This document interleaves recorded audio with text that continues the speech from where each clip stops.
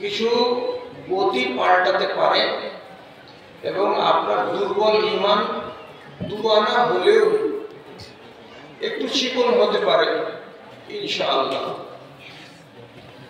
আমি যে আয়াত দুটো আপনার সামনে পড়লাম তার তর্জমা প্রথমে করে দিচ্ছি।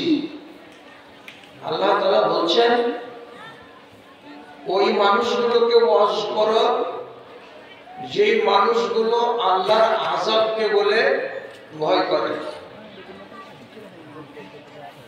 যে মানুষগুলো আল্লাহর আযাব আছে এই কথাটা যাদের মগজে আছে এবং এটাকে বলে যাদের অন্তরে ভয় ভীতি আছে তাদেরকে ওয়াজ করো, কাজ হবে।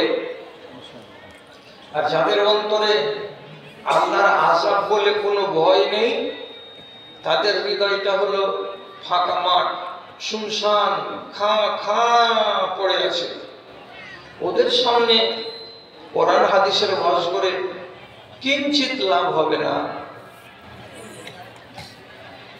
তাহলে আল্লাহ আযাব দেন, দিতে পারেন, এটার কথা আগে আমার মগজে আসুক। আমি আগে জানি যে আল্লাহ তাআলা কেমন করে আযাব দেয় আর কেন দেয়।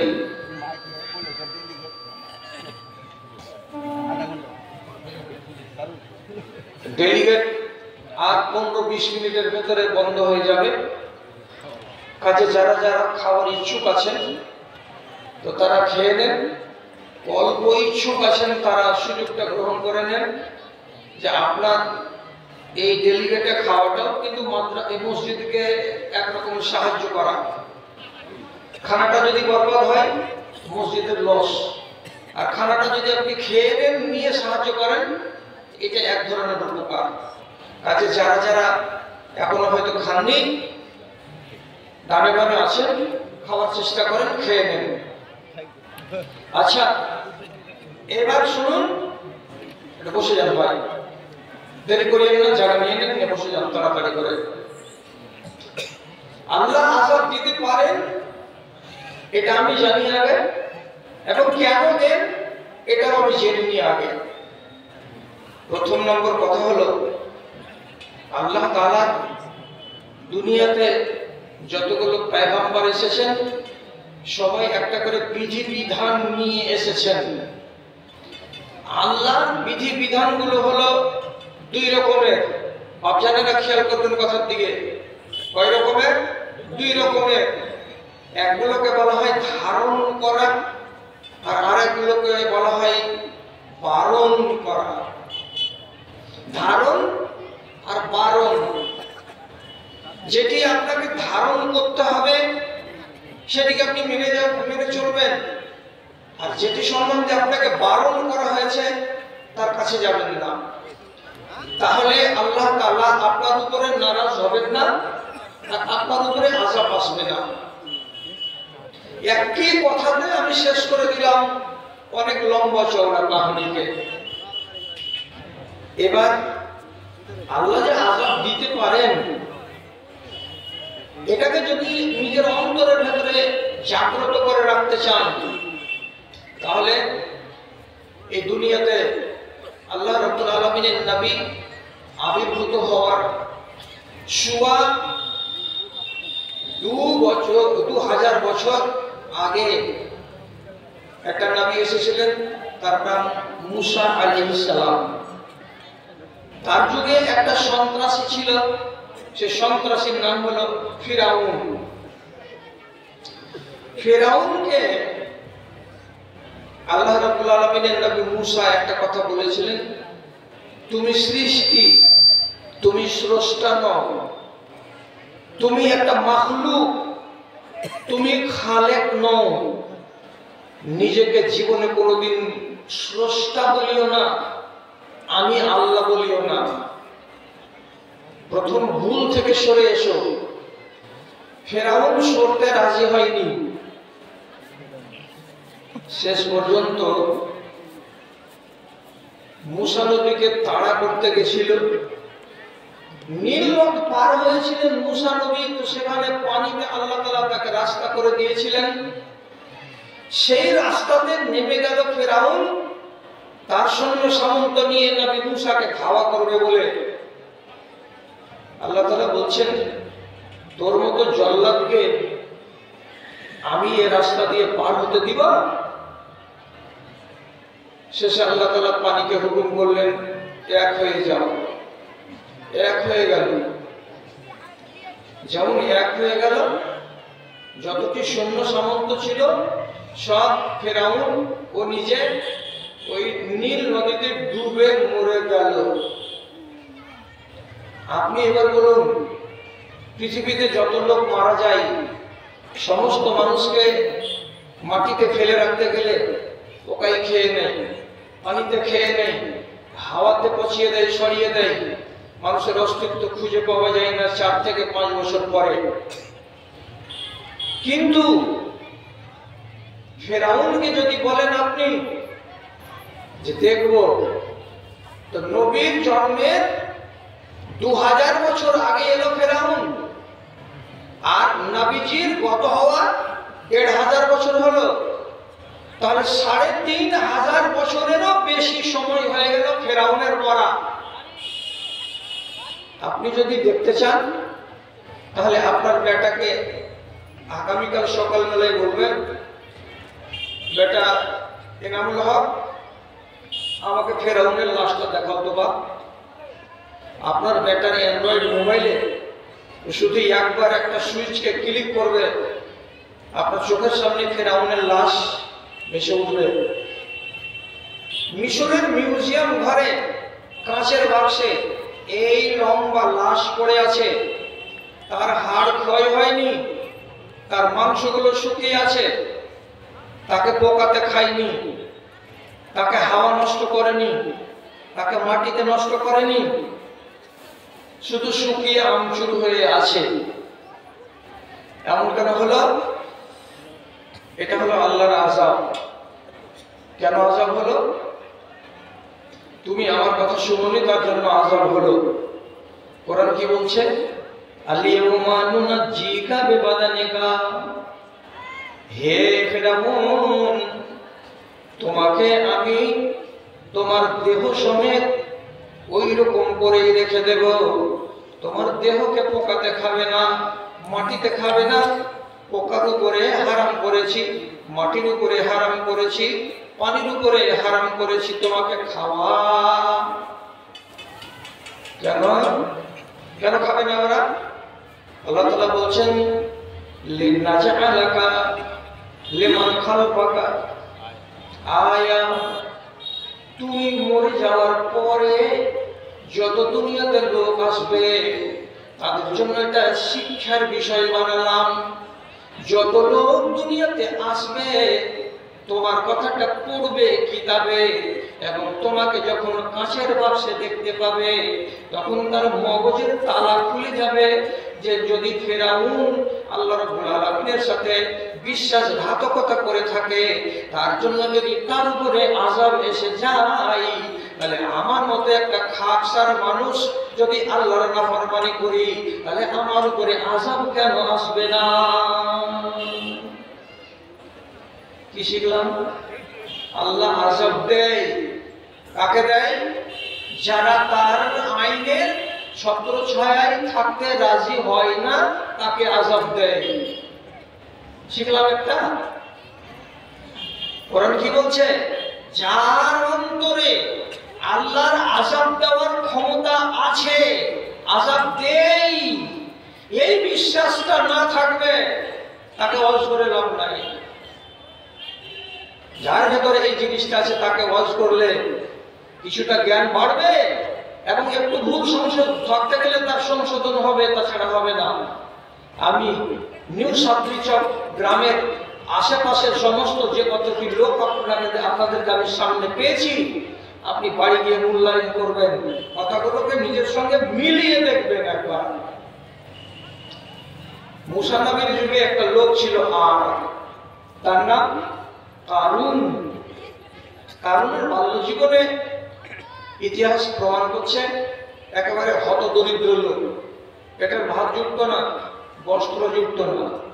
ওর স্ত্রী জানতে পারলো যে মুসা নবী হলো কারণের খালাতো ভাই। মুসা নবী যার জন্য দোয়া করে দিচ্ছে তার ভাগ্য খুলে যাচ্ছে। স্বামীকে বলল, এই পাগলা যা, খালাতো ভাইকে যে বললা যে আমার জন্য একটু দোয়া করে দাও, আল্লাহ যেন আমার হাল ফিরিয়ে দেয়। নবী মুসা দোয়া করলেন আল্লাহর কাছে, ফিরআউনের হাল ফিরে গেল। হাল ফিরে গেল মানে কি?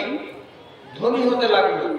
কতটি ধনী হলো আমি গুনে দিতে পারবো না, শুধু এইটুকু বলবো, ফিরআউনের গোডাউনে যতগুলো তালা ছিল সে সমস্ত তালার চাবিগুলোকে বয়ে নিয়ে বেড়াবার জন্য 40টা নওজওয়ান নিযুক্ত ছিল। ওদের চাকরি হলো শুধু চাবিকে ঘাড়ে করে নিয়ে বেড়া আর গোডাউনকে খোলা আর বন্ধ করা। তাহলে যেই মানুষটার চাবি, তালার চাবি বহন করার জন্য লোক নিযুক্ত হলো 40টা, তাহলে তালা কতটি ছিল, গোডাউন কতটি ছিল, আর গোডাউনে মাল কতটি ছিল, এটা আপনি আইডিয়া করেন ভাইজান ভাবজান। এত ধনী মানুষটা তার বাল্য জীবনে ছিল ন্যাংটা, কিছু ছিল না। যখন সম্পদশালী হয়ে গেল তখন নবী মুসা তাকে একটা কথা বললেন। কি কথাটা? কান্দিন কথার দিকে, ওয়াহসিন কামা আহসানাল্লাহু ইলাইকা, এই কারুন তোমার উপরে আল্লাহ রাব্বুল আলামিন যেমন অনুগ্রহ করেছেন, দয়া করেছেন, অনুকম্পা করেছেন, মেহেরবানি করেছেন, ঠিক সেই রকমই তুমি তোমার দেশের, তোমার এলাকার যারা কত দরিদ্র মানুষ আছে, ইয়াতীম আছে, বেওয়া আছে, এই সমস্ত গরিব দুঃখীদের উপরে তুমি একটু দয়া করো, মেহেরবানি করো। তার মানে তোমার এই সম্পদ থেকে কিছুটা অংশ গরিবদের নামে দাও। তোমার হাজার হাজার লক্ষ লক্ষ ছাগল ভেড়া উট মাঠে চড়ে বেড়াচ্ছে, ওই উট ছাগলগুলোর একটা অংশ গরিবদের ভিতরে দাও, তারা যেন খেয়ে বাঁচে, তারা যেন পরে বাঁচে। এটা আল্লাহর নীতি। গরিবকে দিতে হবে, ধনীদেরকে। যখন এই কথাটা নবী মুসার মুখ থেকে বেরিয়ে কানে পৌঁছিল কারুনের, কারুন তখন জোর করে দাঁত ঝাড়া দিয়ে বলছে, কারো এখানে মেহেরবানি নাই, কারোর দয়ায় আমি ধনী হইনি, আমি নিজের বিদ্যা বুদ্ধির দ্বারাই আমি বড় লোক হয়েছি। কোরআন মাজিদে তার কথাটা বলছে, উতিতুহু আলা ইলমিন, আমি আমার বিদ্যার জোরে, ব্যবসার টেকনিক শিখে আমি এত বড় লোক হয়েছি। সুতরাং মুসা তোমার কোনো অবদান নেই, এখানে আমার কাছে কোনো জিনিস চাইবার জন্য লোক পাঠাবে না। একটা ছাগল ভেড়া উট তো দূরের কথা, একটা কানা কুড়ি পর্যন্ত কোনো মায়ের লালকে দেওয়া হবে না। সিদ্ধান্তটা কার? কোটি কোটি কারণে। সেই যুগে যদি বলা যায় যে এই ছিল অনিল আম্বানি, তো ভুল হবে না। এত বড় ধনী অনিল আম্বানির চাইতে বড় ধনী যখন গরিবের নামে একটা কানা কড়ি দিতে পারলো না, উপরন্ত নবী মুসাকে দেখাবার জন্য যে তুমি আমার শান শওকত মর্যাদা দেখো বলে ঘোড়ার পায়ে সোনার লাগাম লাগিয়ে, ঘোড়ার পিঠে রেশমের ঝিল বসিয়ে এবং রেশমের পালান বসিয়ে, ঘোড়ার মুখে সোনার লাগাম লাগিয়ে 500 জন আরোহীকে সুন্দর করে সাজিয়ে সামনের সারিতে ফেরাউন সোনায় সজ্জিত হয়ে তার ঘোড়ার পায়ে লাল সোনার লাগাম, সোনার রেশমের পালং দিয়ে টাক টাক টাক টাক টাক টাক করে চলে যাচ্ছে মুসা নবীর বাড়ির সামনে দিয়ে। দেখ আমি কি জিনিস। আল্লাহ রাব্বুল আলামিন আসমান থেকে বললেন, তোর মতো জল্লাদকে আমি চোখের কোণায় দেখতে পারি না, যে আমার নীতি এবং আদর্শকে জলাঞ্জলি দেয়, সেই মানুষটা আমার আযাবের হকদার। তখন আল্লাহ তাআলা কি করলেন? জমিনকে হুকুম করে বলছেন, জমিন এই দাজ্জালকে বাইরে রাখতে হবে না। কি করবো আল্লাহ? আল্লাহর হুকুম হলো, সঙ্গে সঙ্গে জমিনের বুক চিরে গেল। ফাখাসাফনা বিহি ওয়া বিদারিহি। আল্লাহ তাআলা বলছেন 500 জন 700 জন সৈন্য সামন্ত সমেত আমি কারণকে মাটির তলে ভরে দিলাম। ঘোড়াও মাটির তলে গেল, সামরিক বাহিনী মাটির তলে গেল, এবং কারণ নিজে মাটির তলে চলে গেল, মাটির ভেতরে চলে গেল। কতখানি গেল, কতখানি গেল। আল্লাহর নবী জনাবে মুহাম্মদুর রাসূলুল্লাহ সাল্লাল্লাহু আলাইহি সাল্লাম বলছেন, ইন্নাহু ইউজালজিলু ফি বাতনিল আরজি ইলা ইয়াউমিল কিয়ামাতে। কিয়ামত যতদিন না হবে ততদিন পর্যন্ত প্রতিদিন আধা হাত করে, এক হাত করে, কোন হাত করে আল্লাহর এই বান্দা কারণ জমিনের ভিতরে ঢুকেই যাচ্ছে, ঢুকেই যাচ্ছে, ঢুকেই যাচ্ছে। যেদিন কিয়ামত কাছে আসবে, টান হয়ে যাবে, সেদিন মাটি খুঁড়ে কারণের পা বেরিয়ে আসবে, আর তখন জানতে পারা যাবে যে দুনিয়া ধ্বংস হবে। বাপেরা কি শিখলেন?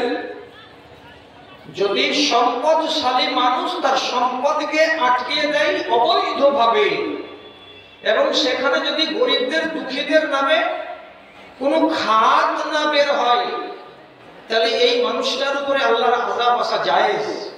এবং আল্লাহ আযাব দিয়ে কারণকে মাটির ভেতরে পুঁতে দিয়ে সারা দুনিয়ার মানুষকে সবক দিয়ে দিলেন। কোরআন মাজিদে তার আলোচনা এলো।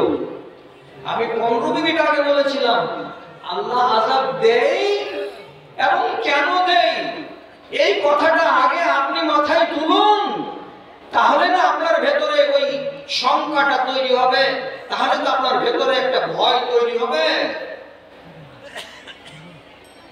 আযাবের কথাটাকে ভুললে চলবে না। তাহলে দুটো কথা আপনাকে এখন পর্যন্ত আমার বলা হলো।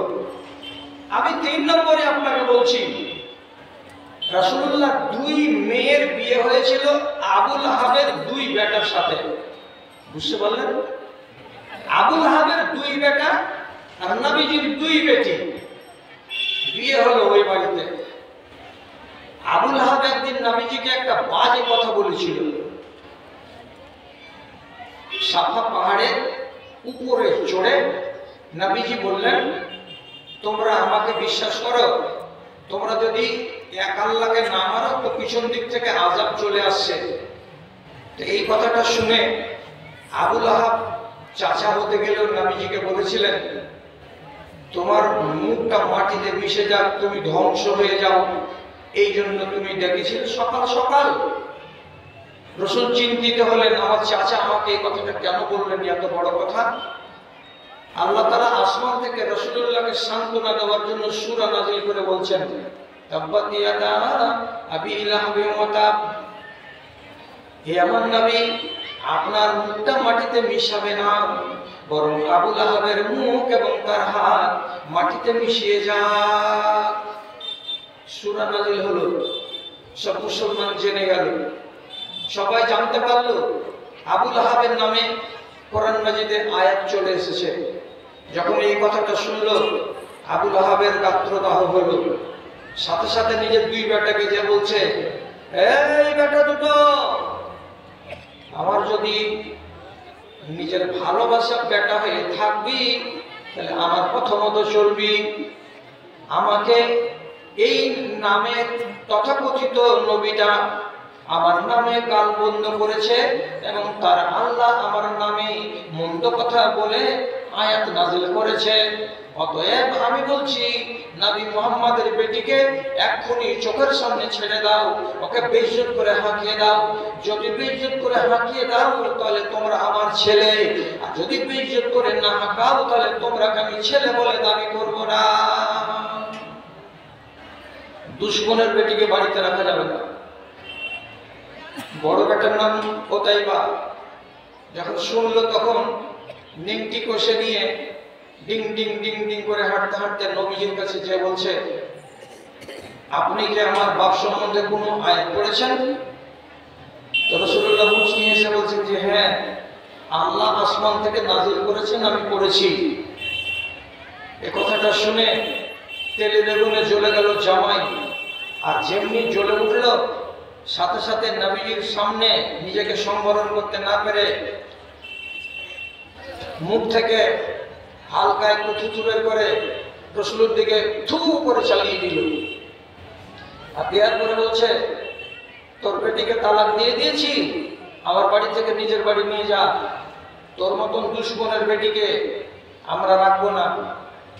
রাসূলুল্লাহর মেয়েকে তালাক দিল কে? উতাইবা। আবার রাসূলের মুখে থুথু নিক্ষেপ করলো কে? এই জালেম উতাইবা। রাসূলুল্লাহর মনে দুঃখ হলো, জামাই হয়ে তুমি আমাকে এত বড় অপমান করতে পারো? আমার মেয়ে পোষাবে না, তালাক দিয়ে দাও, তাতে আমার আপত্তি নেই, কিন্তু তাই বলে তুমি এই রকমের ব্যবহার আমার সামনে করলে কেন? রাসূলুল্লাহ দুঃখিত হলেন।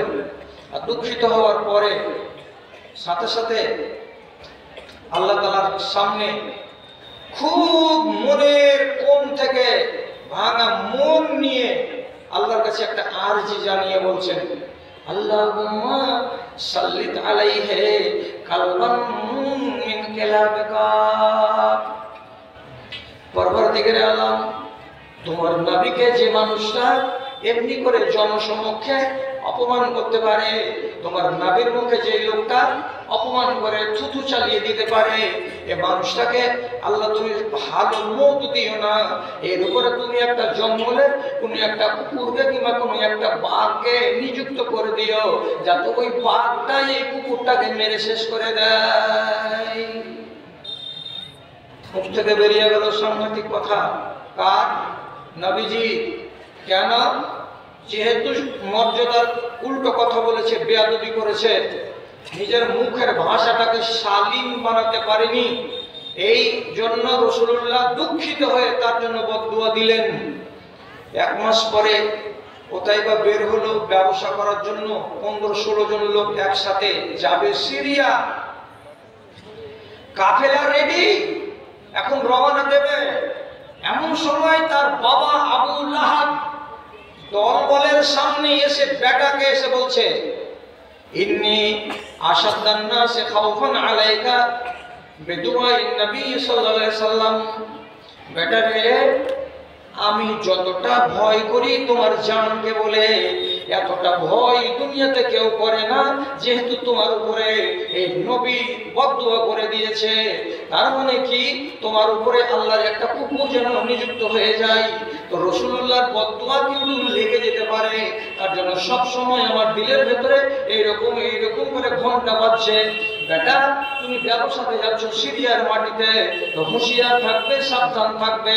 আর ও সাথীরা, তোমরা জীবনে কোনোদিন তোমাদের যাওয়ার পথে এবং আসার পথে আমার ছেলেকে কিনারায় শোয়াবে না, তোমরা চারিদিকে ঘিরে শুবে, আর মাঝখানে আমার বেটাকে শোয়াবে। কেন যে আমার আশঙ্কা হচ্ছে মুহাম্মাদের দোয়া যদি লেগে যায়, তাহলে কিছু একটা দুর্ঘটনা ঘটে যাবে। বেরিয়ে গেল, সিরিয়া পৌঁছায়নি। সিরিয়া থেকে কয়েক মঞ্জিল দূরে ছিল। এক রাতে শুয়ে আছে, সাথীগুলো চারিদিকে গোল হয়ে তাকে রক্ষা করবে বলে শুয়ে আছে। আর মাঝখানে বাক্স, পুটলা, পেটরা এইগুলোর গোড়ায় শুয়ে আছে কে? আবু লাহাবের বেটা উতাইবা। রাত 12টা হলো, 1টা হলো, কোথা থেকে আল্লাহর এক মাখলুক নেকড়ে বাঘ এলো, দেখতে কুকুরের মতো। বাঘ এসে মহিলা ব্যক্তিকে শুকে দেখলো। শুকে দেখে বাঘ এমনি করে কান ঝাড়া দিয়ে বলছে, এটা লোক আমার নয়। আর একজনকে শুকে দেখলো, এটা লোকের জন্য আমাকে নিযুক্ত করা হয়নি। 2-4-5 জনকে শুকে দেখে দেখে সবটিকে ছেড়ে দিয়ে আর একবার 3 পা এগিয়ে বাক্স পেটরার গোড়ায় ছোট হয়ে যে শুয়েছিল ওই মানুষটার কাছে গিয়ে নাক লাগিয়ে শুকে দেখলো। আর দেখার পরেই বাঘ নিজের মুখটাকে এমনি করে ঝাঁকানি দিয়ে বলছে, আমার জ্ঞান শক্তির দ্বারাই বুঝতে পারছি এই মালাউনের জন্যই আমাকে নিযুক্ত করা আছে।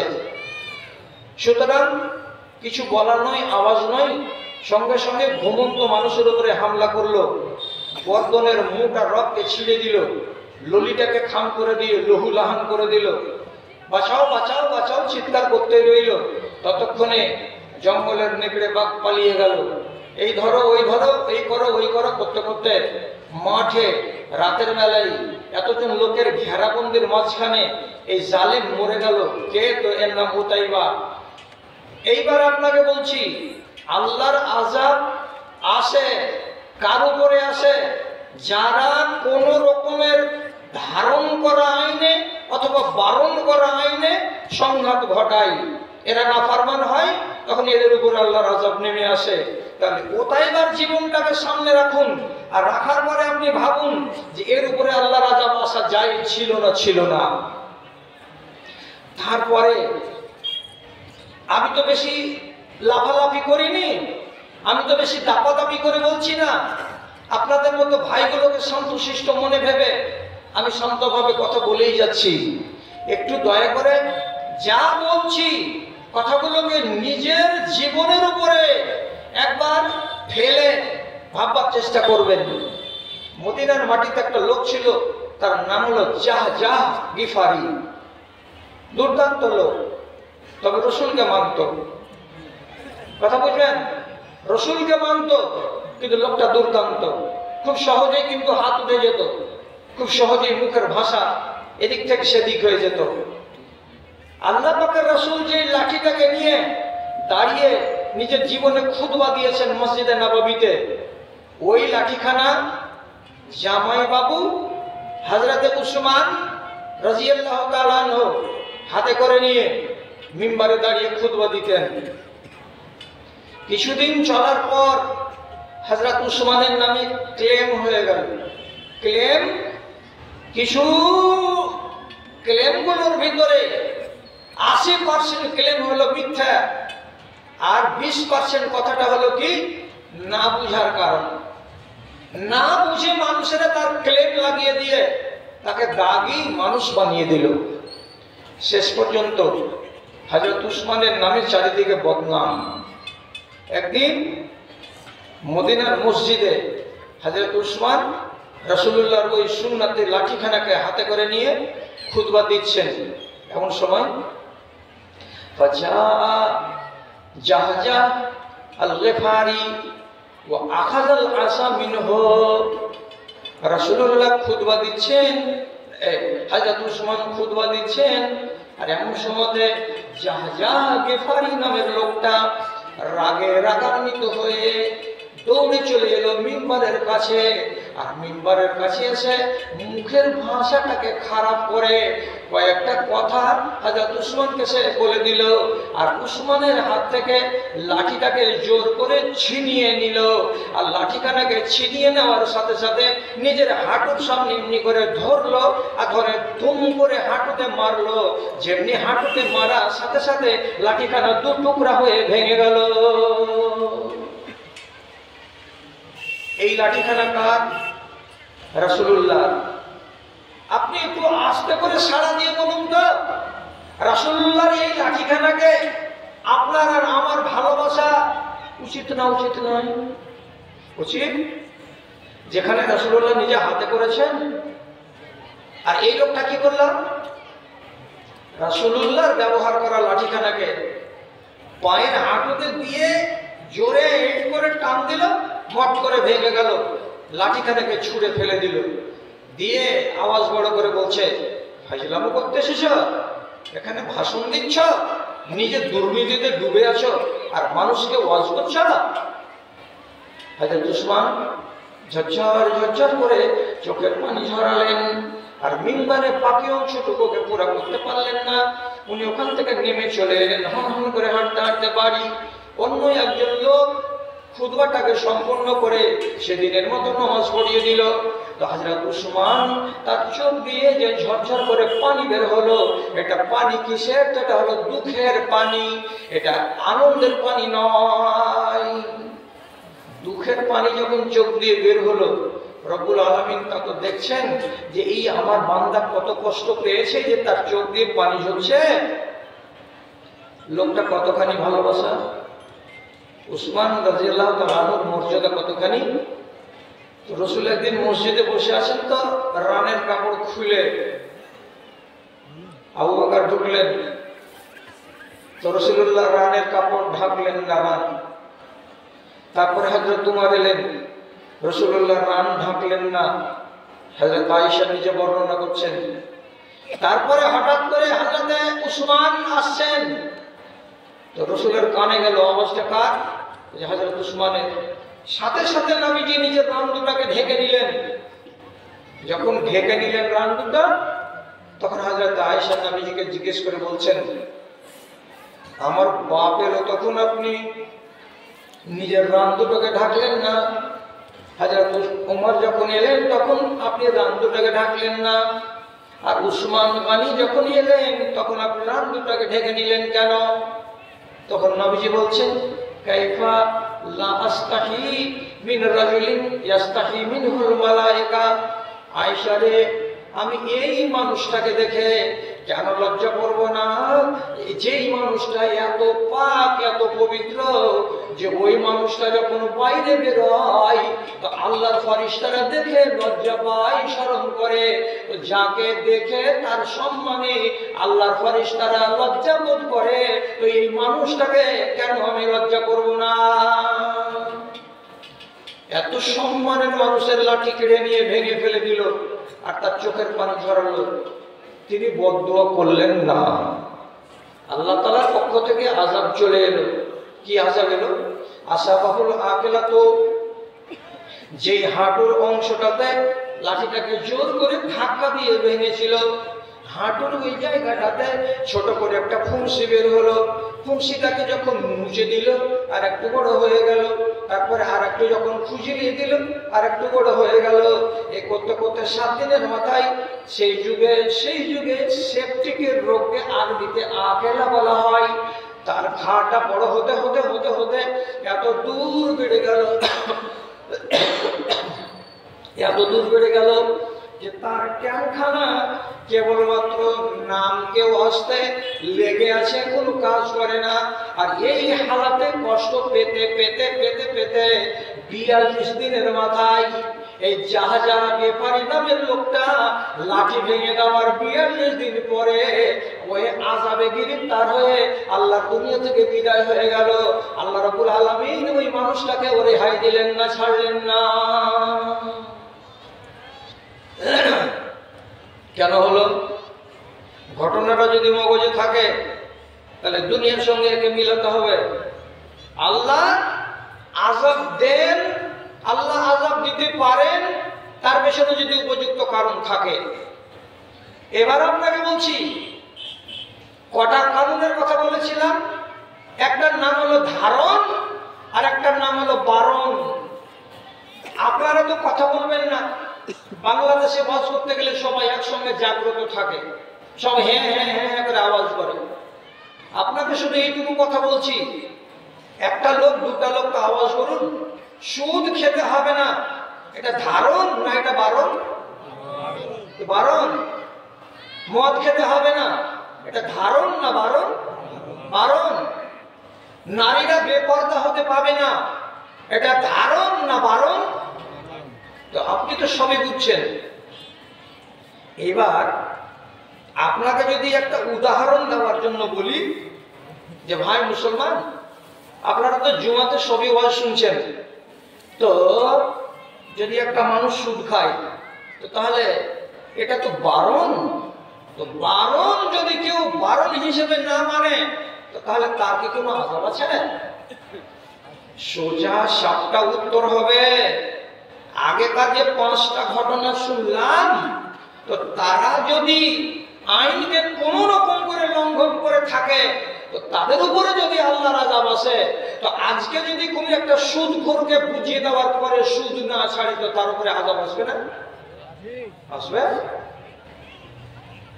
এই লোকটা সুদের ব্যবসা করতে করতে করতে করতে কোটিপতি হয়ে মরে গেছে, ওই আযাব তো আসেনি। আপনি জানেন যে আযাব এসেছে কি আসেনি? শুধু ওর পা ন্যাংরা হবে আর ক্যান্সার হয়ে মরে যাবে, এটা আযাব নয়। ও যদি চোখের ঘুম হারিয়ে যায়, ও যদি বিছানায় শুয়ে আরাম না পায়, ওর ছেলে পিলে যদি ওর কথা না শুনে, ওর যদি জীবনের শান্তি হারিয়ে যায়, তাহলে পরে এটা কম বড় আযাব নয়। 8 ইঞ্চি মোটা গদি আর 500 টাকা দামের চাদর বিছানো আছে, আর ফাইবারের তুলা দিয়ে দুটা বালিশ আর সাইডে একটা গোল বালিশ দিয়েও সারা রাত কতরাচ্ছে, একবার করে টিভি জুটছে, একবার করে মোবাইল চালাচ্ছে, আরাম হয় না, ঘুম হয় না। কাকে? এই লোকটাকে। এটা আযাব নয়। কিসের জন্য আযাব? হতে পারে সুদখোরি করছে, তার জন্য আযাব। দুনিয়াতে আসেনি, আখিরাতে আসতে পারে। আখিরাতে কি আসতে পারে? একটা মানুষ যদি সুদ খায়, দুনিয়াতে একটা লোকের কাছে আযাব কি আসতে পারে? লম্বা করে কথা নয়, রাসূলুল্লাহ বলছেন, আমি আজ রাতে আসমানে গেছিলাম, আকাশের সফরে গিয়ে একটা নদীর কিনারা দিয়ে হাঁটছি, তো নদীর পানিগুলো পানি নয়, রক্তের মতো তাজা টকটকে লাল। এবার নদীটার এই পাশে একটা লোক কি করছে, এত বড় বড় পাথরগুলোকে এখান থেকে ওখান থেকে নিয়ে নিয়ে নিয়ে নিয়ে নিয়ে জড়ো করছে। আর নদীর ওই পার থেকে একটা লোক সাঁতরাতে সাঁতরাতে সাঁতরাতে কোন রকম করে যখন কিনারাতে এসে লাগছে, তখন ওই লোকটার মুখটাকে ধরে, মুখটাকে এই কিনারায় যে লোকটা দাঁড়িয়েছিল, সেই লোকটা তার মুখটাকে জোর করে ধরে দুটো চাবলকে ধরে এমনি করে যখন টান দিচ্ছে, তখন তার পুরো চাবলটা খুলে যাচ্ছে। আর যখনই খুলে যাচ্ছে, যতটি পাথর সেই জায়গাতে জড়ো করেছিল, সব পাথরটিকে আর এক হাত দিয়ে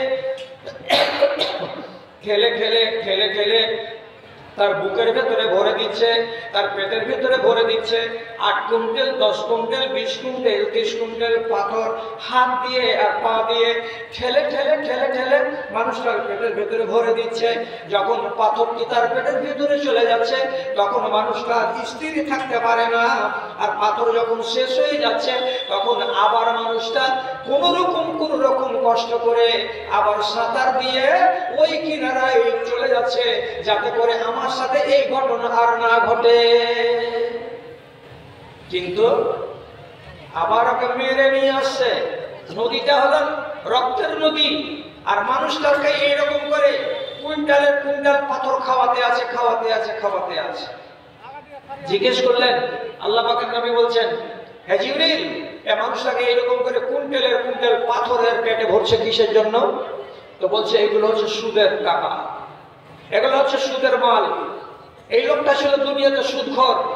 এই সুদখোরের পেট জীবনে ভরত না, এই জন্য তার পেটকে ভরাবার জন্য আল্লাহ রাব্বুল আলামিন পাথর নিযুক্ত করেছেন, এইগুলোকে তার পেটে ভরাতে হবে। কতদিন চলবে?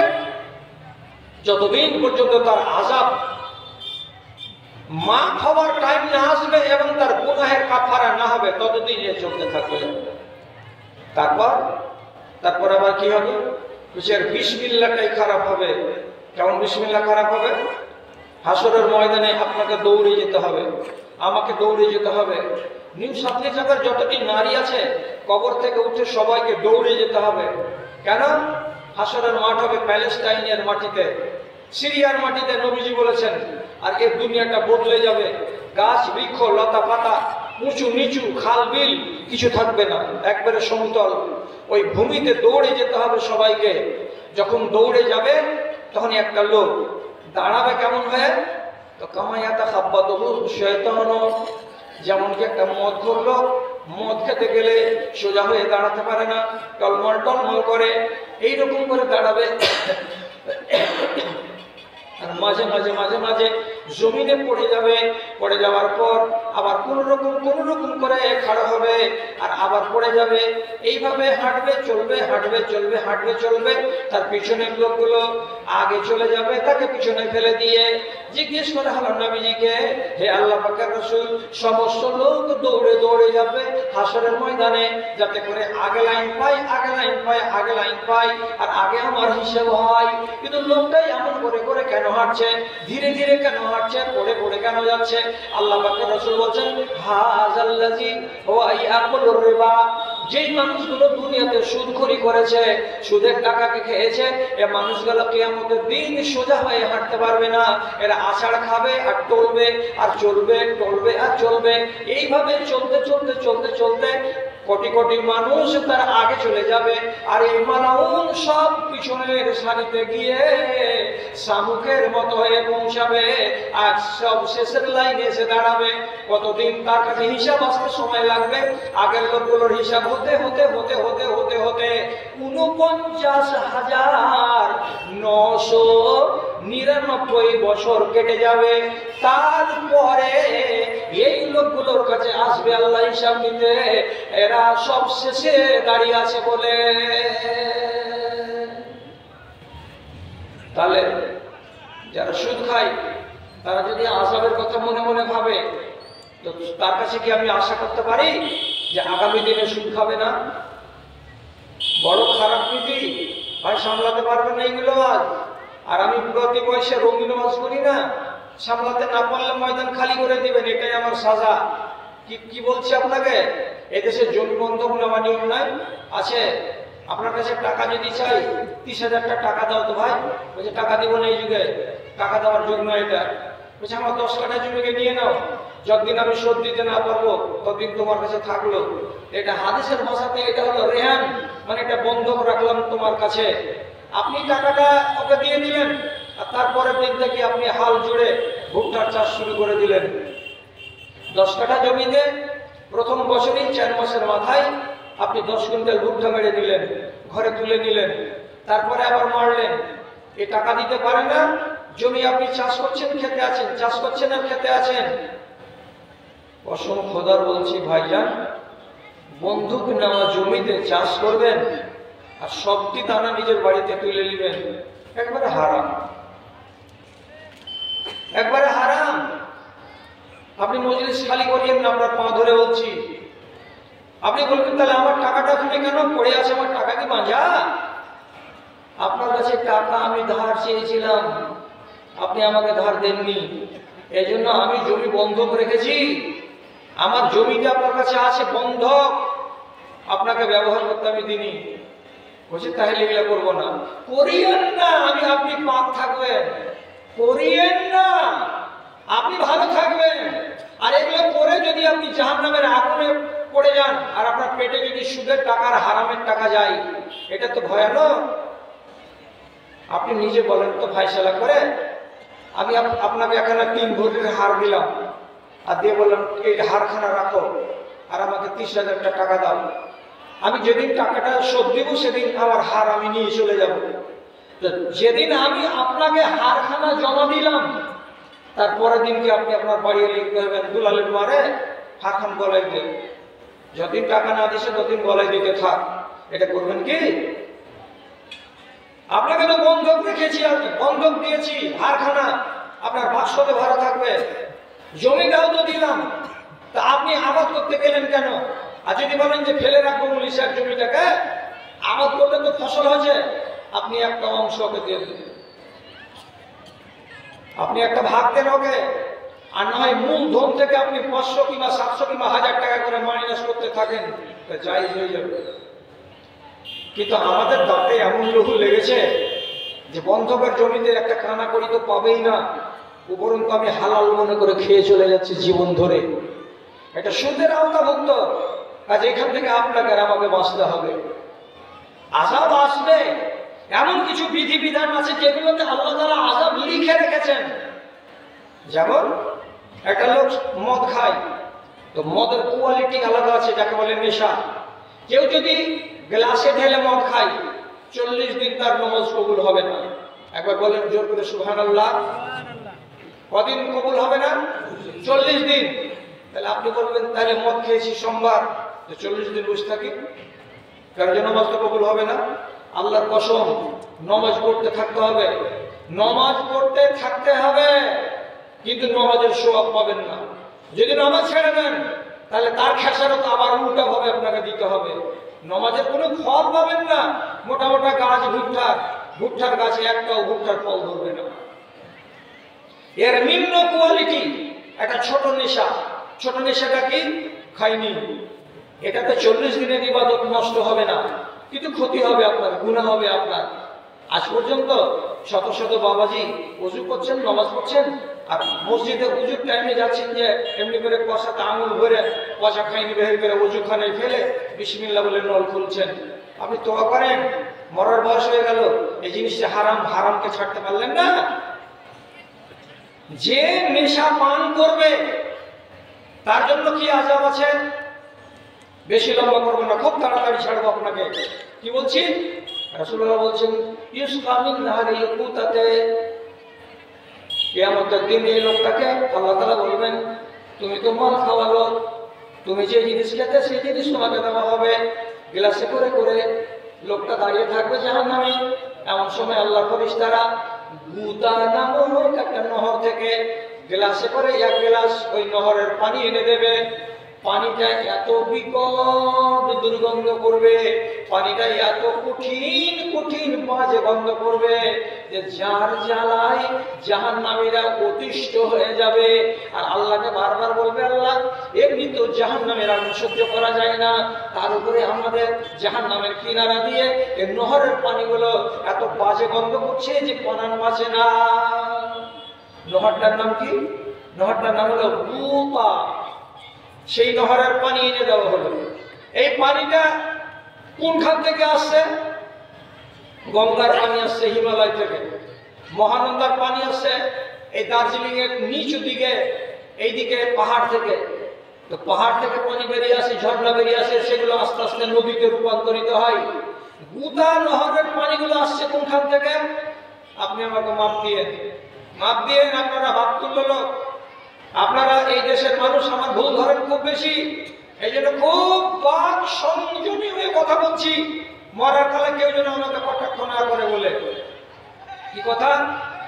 রাসূলুল্লাহ বলছেন দুনিয়াতে যে রমণীগুলো ব্যভিচারী, যারা রান্ডিবাজি করে, যারা ব্যভিচার করে, যারা জিনা করে বেড়ায়, এই সমস্ত নারীগুলো যেদিন জাহান্নামে যাবে, একটা নয়, দুটা নয়, তিনটা নয়, আমেরিকাতে কোটি কোটি নারী আছে যারা দিন রাত ব্যভিচার করে।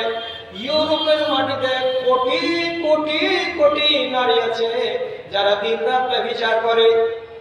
ভারতবর্ষের মাটিতে মুসলমানদের গ্রামে গ্রামে টোলাই টোলাই পাড়াই পাড়াই শত শত নারী আছে যারা ব্যভিচার করে। বিয়ে হয়ে গেছে, ছেলের মা হয়ে গেছে, তারপরে লুকিয়ে লুকিয়ে প্রেম করে, লুকিয়ে লুকিয়ে ব্যভিচার করে। যারা এই ধরনের বদ স্বভাবের নারী আছে, আল্লাহ রাব্বুল আলামিন বলছেন তার নবীকে দিয়ে কিয়ামতের দিন ওই সমস্ত বেশ্যা নারীদের শরম গাহা দিয়ে এগুলো পানি বেরিয়ে বেরিয়ে আসবে। আর ওই পানিগুলো চুয়ে চুয়ে চুয়ে চুয়ে ছোট ছোট ক্যানেল দিয়ে বড় ক্যানেলে আসবে। একটা নারী নয়, কোটি কোটি কোটি কোটি নারী শরম গাহা থেকে, লজ্জার স্থান থেকে যেই পচা পানিগুলো বেরিয়ে বেরিয়ে একটা ক্যানেলে আসলো, সেই ক্যানেলটার নাম হলো গুতা। আর ওই গুতা ক্যানেলের পানি দেওয়া হবে কাকে? তো এই সুদখোরকে, এই মদখোরকে। আল্লাহ খা, এটাকে মনে মনে ধরেলে যেটা পেপসি খাচ্ছি, মনে মনে ধরেলে যেটা মিরিন্ডাই খাচ্ছি, এই জিনিসই তোকে পান করানোর জন্য বাধ্য করা হবে কিয়ামতের দিন। তাহলে কিন্তু আযাব, আযাবের কথা যদি আপনি বিশ্বাস না করেন তাহলে মদ ছাড়বেন কি করেন? দিন ছাড়তে পারবেন না, ছাড়তে পারবেনই না আপনি। আর যদি বলে যে হ্যাঁ এগুলোকে বিশ্বাস করি, তাহলে আস্তে আস্তে মনের ভেতরে শঙ্কা, ভয় তৈরি হবে, তাহলে তো আপনি এটাকে ছাড়বেন। কিছু লোক আছে ছেলেদের ভেতরে এবং মেয়েদের ভেতরে যাদের কু অভ্যাস যৌবনকালে ছিল, বিবাহ শাদী করার পরে ওই কু অভ্যাস যায়নি, ব্যভিচার থাকে। একগুলো লোকই আছে, বেটা ছেলে আছে এরকমই, ও 52 ডিগ্রি চাল না খেলে আর মন ভরবে না। অথচ নারী জাত তো একই জিনিস, যাকে তুমি বিয়ে করে এনেছো তার কাছে যা আছে সম্পত্তি, আর একটা নারী যাকে তুমি বিয়ে করনি, যাকে ভোগ করতে যাচ্ছ, সেই নারীর কাছেও তো আল্লাহ তাআলা ওইগুলোই রেখেছেন। তো তাহলে নিজের আহলিয়াকে, বিবিকে বাদ দিয়ে তুমি নিজের ইজ্জতকে আর নামুসকে বরবাদ করার জন্য পর নারীর কাছে যাচ্ছ, বয়স হয়ে গেছে, তো তোমার লজ্জা হয় না? তোমার কি খবর আছে? রব্বুল আলামিন বলছেন কিয়ামতের দিন যারা ব্যভিচারী নর এবং ব্যভিচারী নারী, এদের গায়ে কাপড় থাকবে না, এদের দুইজনকে উলঙ্গ করে দেওয়া হবে। এই গ্রামে কোন একটা যুবক ভাই একটু আল্লাহর রাস্তে দয়া করে, এমনি যদি দয়া না করে তো এই গায়ে ঘামে দূর দিয়ে জামাই হলাম, একটু মেহরবানি করে চায়ের দোকান থেকে একটা লাল চা এনে দিত ভাই, কেউ একটা যাতো, কেউ যাও একটা যে এনে দাও তো। 7 দিন ধরে এক নাগাড়ায় চলে চলে চলে চলে বাতালা গরু থেকে খারাপ হয়ে গেছে, চলছে না, শরীরটা চলে না। আর এটা আরামের দিন ছিল, আর আমার ভাইরা করলো কি বোঝা আরাম হওয়ার বাট্টা করবে, এতে কি আর আরাম হয়? যাক, কপালে আছে যেখানে সেখানে হবে। তো কিয়ামতের দিন এই লোকগুলোকে আল্লাহ তাআলা বলছেন তোমার গায়ে কাপড় রাখা হবে না, ঠিক নাঙ্গা উলঙ্গ। তারপরে কি হবে? জাহান্নামে থাকবে, জ্বলবে। আর জ্বলতে জ্বলতে জ্বলতে জ্বলতে যখন জাহান্নামের ভেতরে ভাব বেশি হয়ে যাবে, তখন একবার করে কি হবে? ফাইয়াখরুজু মিনাত তানুরে, বিশাল বড় চুল্লিটা, চুল্লির মধ্য দিয়ে যে গ্যাসগুলো বের হচ্ছে, সেই গ্যাসের মধ্যে এইরকম ছেলে আর মেয়েগুলো এরা জোড়া লেগে লেগে থাকবে, এরা একজন আর একজনকে জড়িয়ে ধরে থাকবে, আর এদের গায়ে 1 ইঞ্চি কাপড় থাকবে না। আর ওই আগুনের শিশায় এবং ভাপের সাথে সাথে এরা চুল্লির বাইরে উঠে যাবে, 100 ফিট 200 ফিট উপরে যাবে। হাজার হাজার জাহান্নামীরা তাকিয়ে তাকিয়ে দেখবে আর বলবে, ওরে ভাই, আমরা তো এমনি এখানে মরছি আর আগুনে পুড়ছি, আমি নামাজ পড়িনি বলে। ওই লোকটা বলবে, ভাই রে, আমি পড়োশির জমিকে মেরেছিলাম, হারাম করেছিলাম, এই জন্য আমি জাহান্নামে পড়ছি তাই বলে। কিন্তু এই লোকগুলো কেন এমন করে চুল্লির বাইরে চলে আসছে? এদের ইজ্জত কেন দেখা যাচ্ছে? শরীর কেন দেখা যাচ্ছে? এরা এমন কেন হচ্ছে? আল্লাহ রাব্বুল আলামিনের নবী জবাব দিয়ে বলছেন, হাউলাই জুনাত, এই যে দুইজন লোক জোড়া লেগে আছেন নাঙ্গা হয়ে, একটা বেটা ছেলে আর একটা মেয়ে ছেলে, এই দুজন হলো ব্যভিচারী এবং ব্যভিচারিণী। এরা দুনিয়াতে লুকিয়ে লুকিয়ে মানুষের চোখে ফাঁকি দিয়ে এরা ব্যভিচার করেছে, মানুষ জানতে পারেনি। তাই আজকে আল্লাহ তাআলা চুল্লির বাহিরে নিয়ে আসছেন, নিয়ে আসার পরে লক্ষ লক্ষ কোটি কোটি মানুষকে দেখাচ্ছেন, ওরে তোমরা দেখো, এই লোকটার বাড়ি ছিল অমুক জায়গায়, আর এই মেয়েটার বাড়ি ছিল অমুক জায়গায়, এরা লুকিয়ে লুকিয়ে ব্যভিচার করেছে, আজ সারা দুনিয়ার মানুষের সামনে দেখালাম। যদি আজকের নারীগুলো এই আযাবটাকে বিশ্বাস করে, আর এটাও হাদিসকে যদি বিশ্বাস করে যে তার লজ্জাস্থান দিয়ে সারাটা জনম ধরে বিষাক্ত পানি বের হবে, ও ঢাকার চেষ্টা করলে ঢাকা যাবে না, ওখানে ওটাকে বন্ধ করার চেষ্টা করলে বন্ধ করা যাবে না, এত জঘন্য আযাব। আর এই কথাটা যদি আজকের জমানার একটা নারী সে যদি বিশ্বাস করে নাই, তাহলে আমার মন বলছে ওই মহিলাটার মনটা একটু ভারী হবে, ভারাক্রান্ত হবে মগজটা, তখন হয়তো ব্যভিচারের দিকে যাবে না, পা বাড়াবে না। কিন্তু ওয়াজ করে করে আমার দাড়ি পাকলো, আর ওয়াজ শুনে শুনে আপনাদের দাড়ি পাকলো। তফাৎটা কি? কুকুরের লেজ টেনে ধরে থাকেন, দড়ি দিয়ে বেঁধে সোজা, দড়ি খুলে দেন, জিলাপি, তাই না? বিংশ শতাব্দীর মুসলিম মোরা, বিংশ শতাব্দীর মুসলিম মোরা, মোদের স্বরূপে ধর্মের টানে জনজাগরণে আমাদের সাড়া নেই রে, আমাদের সাড়া নেই। আমাদের মাঝে কোরআন রয়েছে, হাদিস রয়েছে, তাও আমাদের মাঝে কোরআন রয়েছে, হাদিস রয়েছে, তাও আলেম বকিছে দিন দিন করে, মুমিন দেখিতে পাও রে, মুমিন দেখিতে পাও। বকছি, বকেই যাচ্ছি, 64 বছরে পড়ে গেলাম, কিন্তু নিজের সমাজটাকে টেনে খাদের কিনারা থেকে প্লেন জায়গাতে আনতে পারলাম না। ভাই আমার, খেয়াল করুন আমার কথার দিকে। কিয়ামতের দিন একগুলো লোককে তাদের মাথার বড় বড় চুলে প্যারাশুটের দড়ি বেঁধে, একটা নক্ষত্র আছে তার নাম সুরাইয়া, যেমন ধ্রুব তারা একটা তারা, তেমনি একটা তারার নাম হলো কি সুরাইয়া। সুরাইয়া তারাতে বেঁধে ঝুলিয়ে দেওয়া হবে, তাদের মাথার চুলগুলোর সঙ্গে দড়িতে গিরা লাগিয়ে, একটা নয় দুটা নয়, হাজারে হাজার মানুষকে, আর দিয়ে আল্লাহ রাব্বুল আলামিন এমনি করে ওদের হিলিয়ে দিবে। এবার যখন হিলিয়ে দেওয়া গেল, দড়িগুলো কত লম্বা?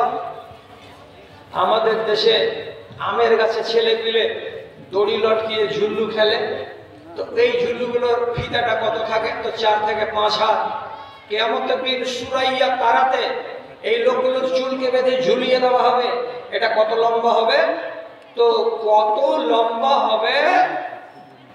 1000 মাইল পর্যন্ত এইরকম করে ঝুলে থাকবে। এই যে ঝুলে আছে, স্থির থাকবে? দোলনাতে চড়ে একটা ছেলে যেমন একবার এই দিকে যায় আর একবার যেমন এই দিকে যায়, আর কত মজা লাগে তাকে। ঠিক সেই দিন কিয়ামতের মাঠে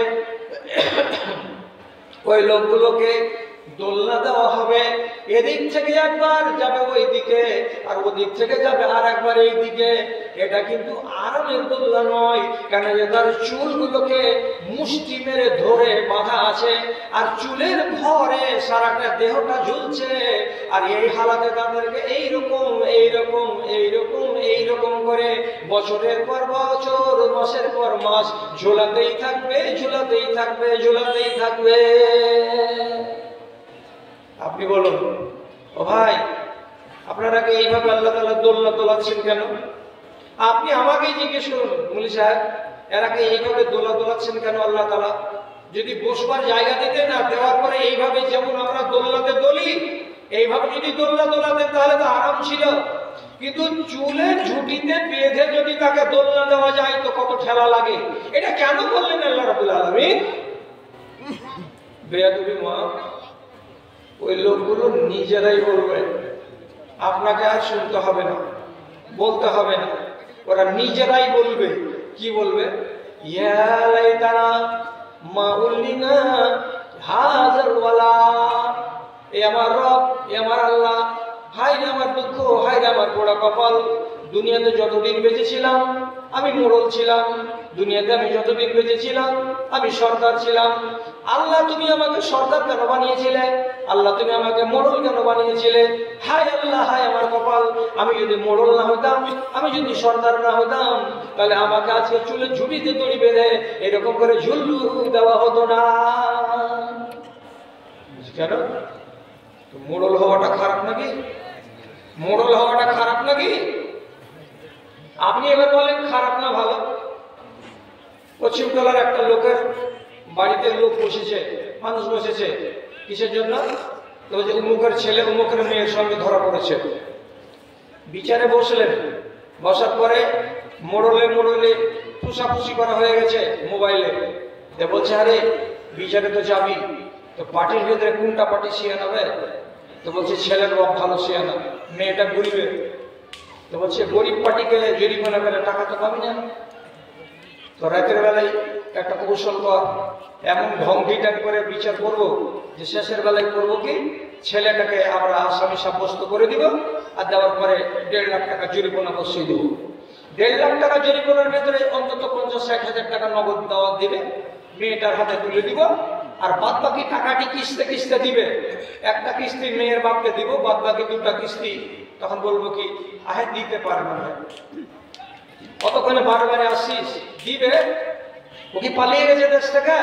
ও দিবে, তো দিবে দিবে করতেই থাকবে, 6 মাস চলে যাবে। ততদিনের ভেতরে ওই টাকাটিকে উঠিয়ে আমরা 3-4টা মোড়ল আছে 3-4 গ্রামে তলে তলে ভাগ করে নেব। আমি যদি বেশি বলে থাকি তো জোর করে বুকের পাটা আপনি আমার সামনে দেখান। আপনাদের এই দেশে একটা মোড়ল এমন আছে যে লোকটা বিনা টাকাতে বিচার করে দেয়, আবার বিচার করে নেয়। মোড়ল যদি ফিস না নেয় আর টাকা যদি মারিং না করে, তাহলে ও জীবনে যাবে না আপনার গলিতে বিচার করতে। তোর বাপের খেয়ে বিচার করতেছি সারা সারা রাত জেগে। আরে বাবা, তুমি তালাকের কি জানো? অমুকের মেয়েকে তালাক হয়েছে, কিভাবে তোমাকে ফয়সালাটা করতে হবে তুমি জানো? খোলার মশলাটা কি তুমি জানো? ব্যভিচার করতে গেলে ছেলেকে ফাইন করছো, ফাইন করার কথা কি হাদিসে লেখা আছে তুমি জানো? কিছুই তো জানো না, মোড়ল কিসের তুমি? আচ্ছা, মেয়েটাকে তুমি জরিমানা করলে না কেন, ছেলেটাকে কেন জরিমানা করলে? তো বলছে যুক্তি কি? এই টাকাটার লোভে কত ছেলে মেয়েটাকে বিয়ে করবে, আর যদি টাকা না থাকে তো মেয়েটা যে খাম হয়ে গেল, ওকে কেউ বিয়ে করবে না। তো আমরা গ্রামবাসী বলেছিলাম নাকি মেয়েটাকে খাম হতে? ও নিজে থেকে গেছে খাম হওয়ার জন্য, তাহলে ওকে জীবনভর খেসারত নিজেকেই বহন করতে হবে। তার জন্য কেউ ব্যভিচার করেছে, ওকে বহন করতে হবে। এটা কারি সাহেবকে জিজ্ঞেস করেন কোরআনে কি লেখা আছে? ব্যভিচার করা ছেলে এবং ব্যভিচার করা মেয়ে আগে কার নাম? কোরআন মাজিদে আল্লাহ তাআলা বলেন আয-যানিয়াতু ওয়াজ-যানি। যদি ব্যভিচার করা মেয়ে হয় আর যদি ব্যভিচারকারী ছেলে হয়, তাহলে দুজনকে তোমরা 100টা করে কোড়া লাগাও। আল্লাহ রাব্বুল আলামিন আগে মেয়ে ছেলের নাম কেন নিলেন, আগে ছেলেটার নাম কেন নিলেন না? গোটা কোরআন মাজিদে যত কিছু কানুন আছে, সমস্ত কানুনের বেলায় পুরুষ লোকের নাম আগে, পুরুষ লোকের নাম আগে। আর এখানে ব্যভিচারের বেলায় কিসের জন্য আল্লাহ তাআলা একটা মেয়ে ছেলের নাম আগে বলছেন আর তারপরে বেটা ছেলেটার নাম কেন বলছেন? এর মানে হলো একটাই, যদি ব্যভিচার হয় দুনিয়ায় তো তাহলে সেই ঘটনাতে 1 নম্বর আসামি হলো মেয়েটা আর 2 নম্বর আসামি হলো ছেলেটা। যদি কোনো নারী নারাজ থাকে তার সাথে বুরা কাজ হবে? জীবনে হবে না। একটা নারীর সম্মতি না থাকতে গেলে তার সঙ্গে শারীরিক সম্পর্ক কায়েম করা যাবে? যাবে না। তো তাহলে আগে দোষীটাকে, দোষীটা আগে হবে নারী। আপনি কতটি ভুল করছেন? একটা কথা নারীকে জরিমানা নয়, শুধু ছেলেটাকে। আরেকটা কথা যে জরিমানা করা নাই শরীয়তে, দুজনকে 100 করা করে পিঠে লাল করতে হবে, এটাকে বাদ দিয়ে আপনি চলে গেলেন জরিমানায়। আবার জরিমানা করতে গিয়ে একজনকে করলেন, দুজনকে করলেন না। আবার তারপরে জরিমানাটা যদি করলেন তো এক জায়গাতে কিছু দিয়ে বাদ বাকি দিয়ে আপনি নিজের পেটে ভরলেন। আপনার মতো মানুষটাকে আল্লাহ জুলুম দিবে না তো কাকে? আমাকে দিবে?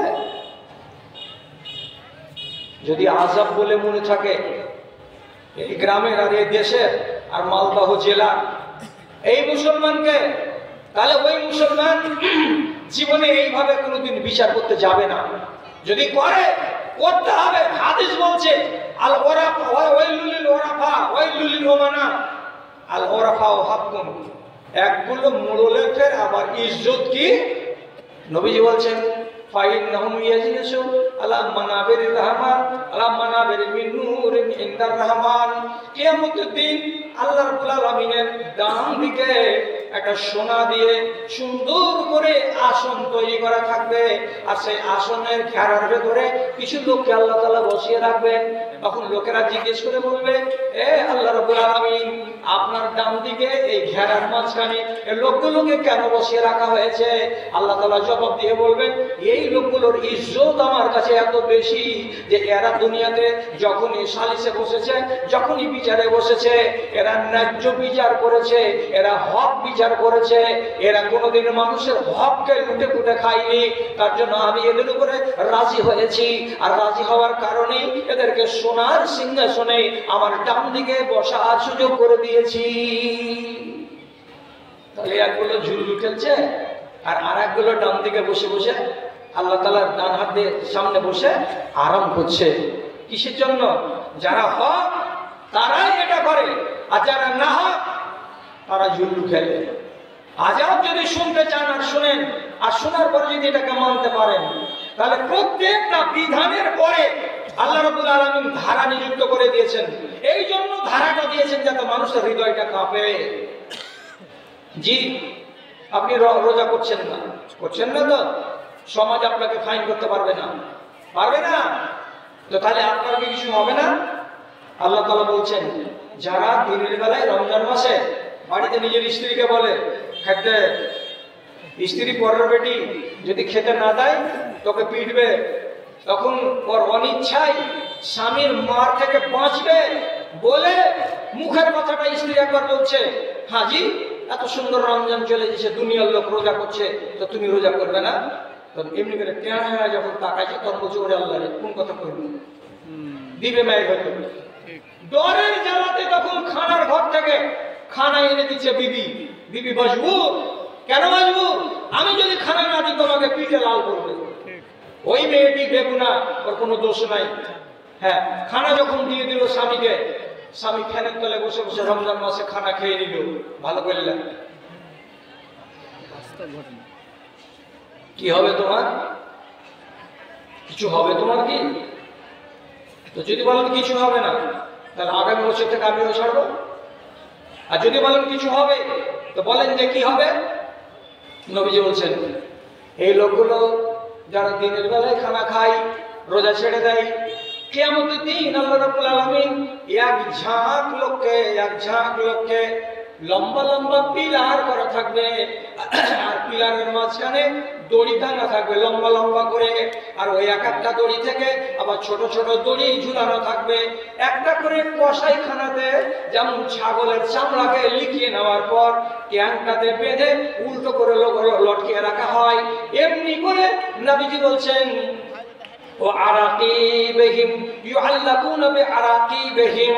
একগুলো মানুষের ট্যাঙে দড়ি বেঁধে দিয়ে তাকে সারি সারি সারি সারি করে আল্লাহ তাআলা কষায়ের ছাগলের মতো করে ঝুলিয়ে রেখে দেবেন, এবং তাদের কষা দিয়ে, তাদের জবান দিয়ে আর তাদের মুখ দিয়ে ঘোলাটে পানি, রক্ত মিশানো পানি এবং তাজা রক্ত সারাদিন সারা রাত নিচু দিকে ঝরে ঝরে ঝরে ঝরে ঝরে ঝরে পড়তে থাকবে।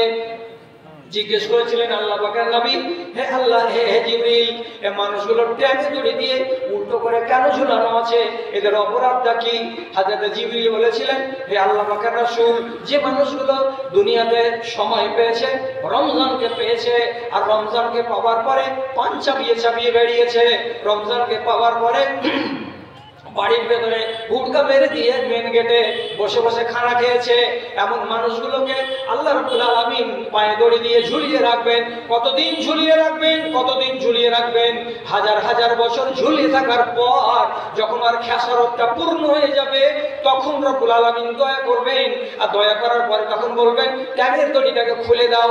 খুলে দেওয়ার পরে সোজা হয়ে দাঁড়াবে, আর দাঁড়াবার পরে তখন আল্লাহ তাআলা বলবেন, এবার তোমরা সোজা হয়ে জাহান্নামে যাও।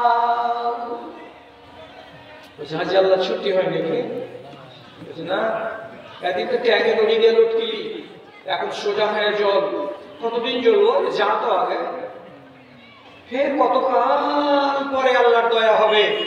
তখন একদিন জিবরিল ফেরেশতাকে ডেকে বলবেন, এ ফেরেশতারা, জাহান্নামীদের জাহান্নামে যাওয়া কতদিন হলো রে? বলে আল্লাহ 4000 বছর হলো, 5000 বছর হয়ে গেল। তখন রব্বুল আলামিন একবারে একটা আওয়াজ দিয়ে বলবেন, আখরিজু মিনান নারে মান কানা ফি কলবিহি হাববাতু খারদালিন মিনাল ঈমান। যে মানুষের অন্তরে একটা সরিষার সমান দানা পরিমাণ ঈমান আছে, ওকে জাহান্নামের আগুন থেকে টেনে বার করে নিয়ে আসো। তখন ঝাঁকে ঝাঁকে মানুষগুলো জাহান্নামের আগুন থেকে বেরিয়ে আসবে। আল্লাহ রাব্বুল আলামিন সব দিকে হাঁকাতে ফেরেশতাদেরকে দিয়ে বলবেন, ওই নহরে গোসল করাও। ওই নহরে গোসল করাবার পর ওদের কালো কুৎসিত চামড়াগুলো বদলে যাবে, ওদের চেহারাগুলো বদলে যাবে, কালো কালো ঝামা ঝামা রূপগুলো বদলে যাবে, নতুন একটা রূপ পাবে। আর ওই রূপের লোকগুলোকে সামনে এনে আল্লাহ তাআলা বলবেন, এবার তোরা জান্নাতে যা। জান্নাতে যাবি বটে, কিন্তু হাই কোয়ালিটির জান্নাত পাবি না, কেবলমাত্র আযাব থেকে বাঁচলি এরকম একটা লাগুন ছেলে পাবি। আর যারা যারা এগুলো জীবনে করেনি, তারা 5 স্টার হোটেলে আছে, তোরা 5 স্টার হোটেলে যাওয়ার চেষ্টা করবি না। এরা বলবে, আল্লাহ, ওই ঝুপড়িতে থাকবো, কানা কুকুর মারে শুকু, জাহান্নামে যেতে পারবো না। কথা বুঝলেন? তাহলে যারা রোজা ছেড়ে দেয়, তাদের জন্য আল্লাহ রাব্বুল আলামিন আযাব লিখে রেখেছেন। কোন মানুষ যদি বলে আযাবটা সম্বন্ধে জানতাম না, আজকে জানলাম, আর ওর মনটা যদি বলে আগামী রমজান থেকে কাজ করবো না, তাহলে আল্লাহর আযাব মানুষকে কি করে? সংশোধন করে। আপনি তো একটু ভালো হবে, আপনার মতো মানুষগুলো আর 10 জন তো ভালো হবে। কথা বলছি কাজে, কথাটাকে ভালো করে শুনুন। সেটা কি? আপনার দেশে আর আমার দেশে একটা হুঁশ করে উত্তরটা দিয়েন। এক যুগ ছিল কোনো মেয়ে ছেলে গলিতে যদি ঝাড়ু দিত, তো ঝাড়ু দেওয়ার টাইমে হঠাৎ মসজিদে যদি আজান পড়েছে, আল্লাহু আকবার আল্লাহু আকবার, সাথে সাথে ঝাড়ু রেখে দিয়া কোমরে গুঁজা থাকা ফিসটাকে খুলে দিয়া জুত করে নিজের শাড়িখানাকে আঁচলখানাকে এমনি করে মাথাতে দিয়া মুখখানাকে এরকম করে গোছ করে নেয়। প্রতিনারা বলে, হ্যাঁ বাবু মাথা কেন সুন্দর করে ঢাকলি, গলা আর কাপড়গুলোকে, শরীরের কাপড়গুলোকে জুত সই কেন করলি? তো দাদিরা উত্তর দিয়ে বলেছিল, লগে থাক খানগি, শুনতে পাস না আজান হয়েছে মসজিদে? ছিল এটা আগে?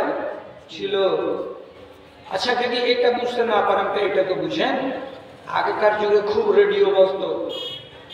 যারা গাঁওয়া ছেলে ছিল প্রত্যেকটাই রেডিও নিয়ে বগলে দাবিয়ে চা খেতে যেত। আর আব্দুল আলিমের গান বাজতো, ভাওয়াইয়া গান। আর যখন সামনে যখন মসজিদ আসতো, তখন মসজিদের 15 হাত দূরেই ভলিউমটাকে বগলের কাছে এরকম করে রেডিওটাকে চেপে ভলিউমটাকে বসিয়ে দিত। আর দিয়ে মসজিদ পার হয়ে ওইখানে যাওয়ার পরে তারপরে আবার ভলিউম চাপতো।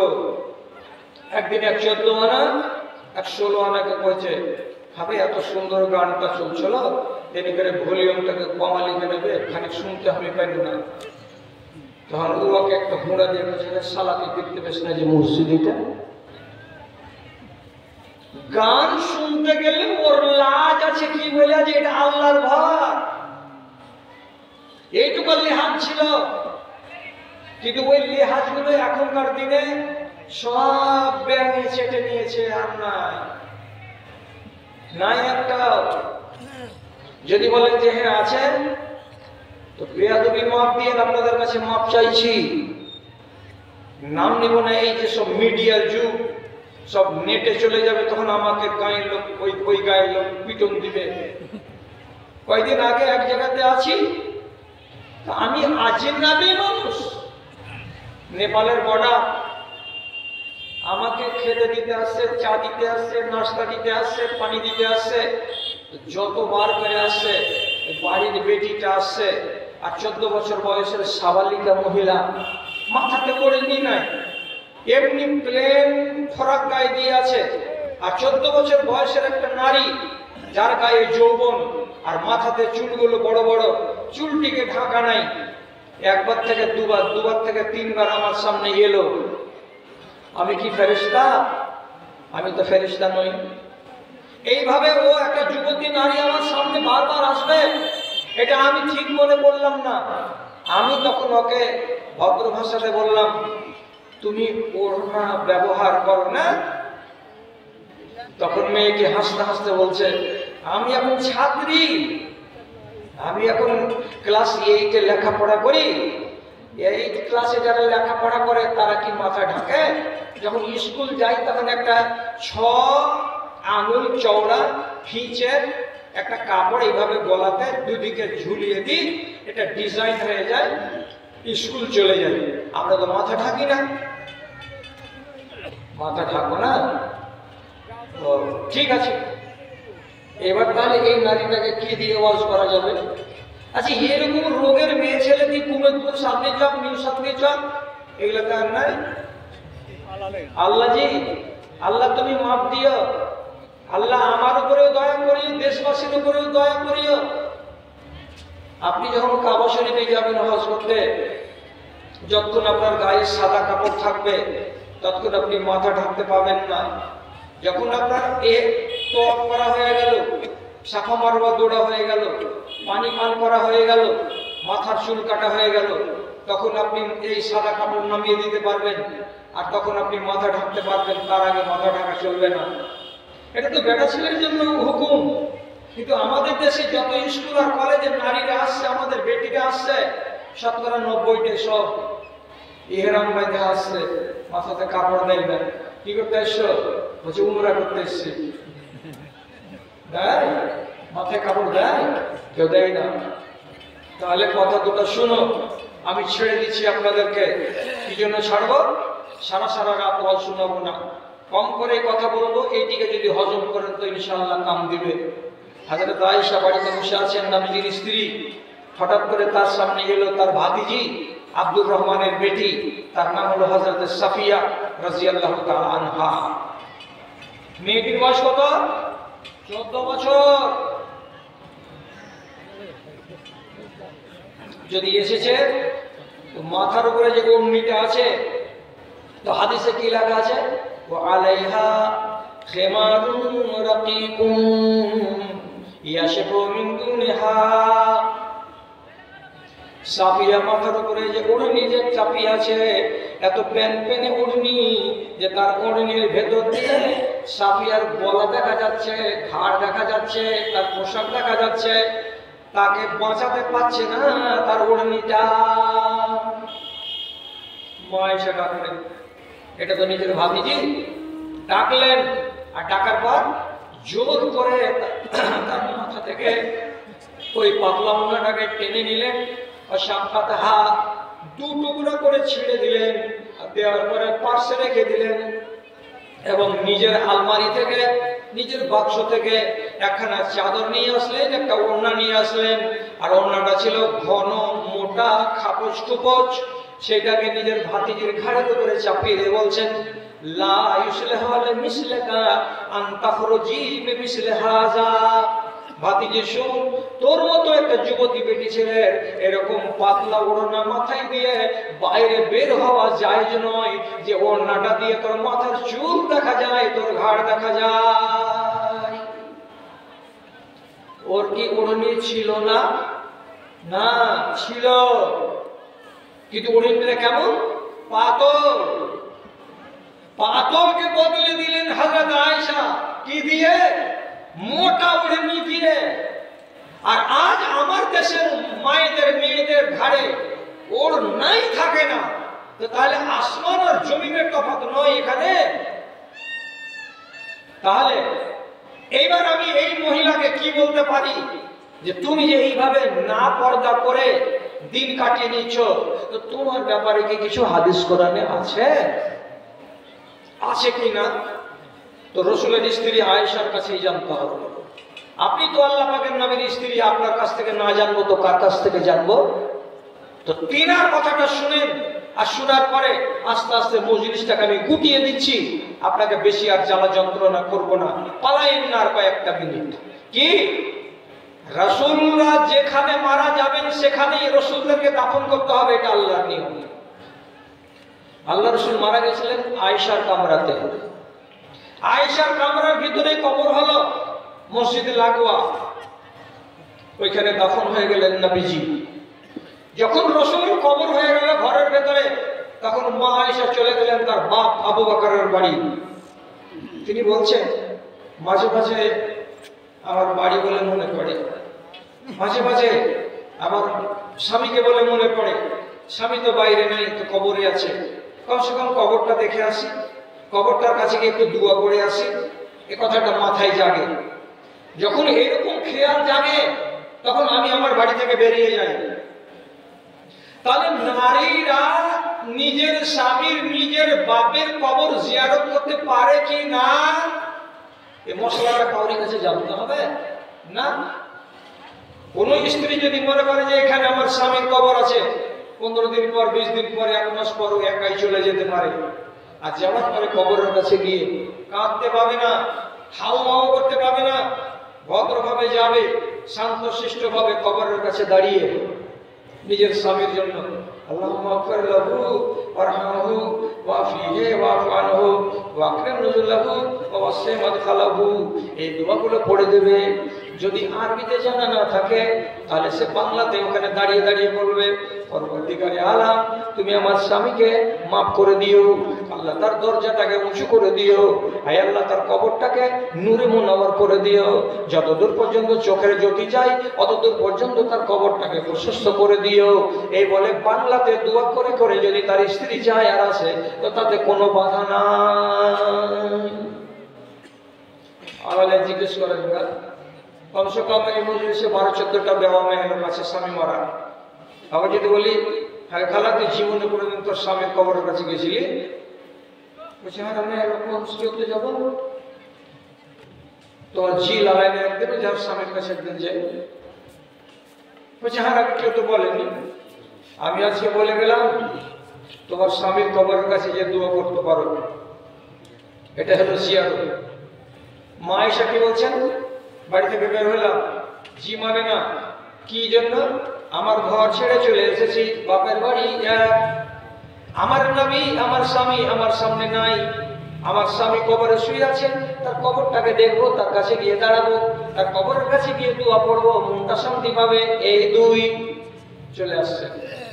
বাপের বাড়ি থেকে নবীজির কবর পর্যন্ত এই জায়গাটা আসতে কতটা জায়গা দূরাদূরি, ঠিক এই কোনা রোডে। আর এখান থেকে এত দূর রাস্তা হেঁটে এসে কামা ভাইয়ের বাড়ি, এতখানি রাস্তা, এর চাইতে বেশি হবে না।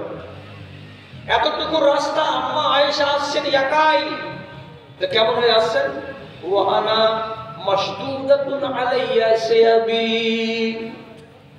আমি আমার মাথার উপরে কাপড় চাপাই, আমার মুখটাকে আমি ঢেকে নিই, নেওয়ার পরে সারাটা শরীরকে বড় কাপড় দিয়ে আবৃত করে 2 পা 3 পা করে হাঁটতে হাঁটতে আমি আমার স্বামীর কবরের কাছে চলে যাই। আর যাওয়ার পরে 2 মিনিট 4 মিনিট 5 মিনিট ওখানে দাঁড়িয়ে থাকি।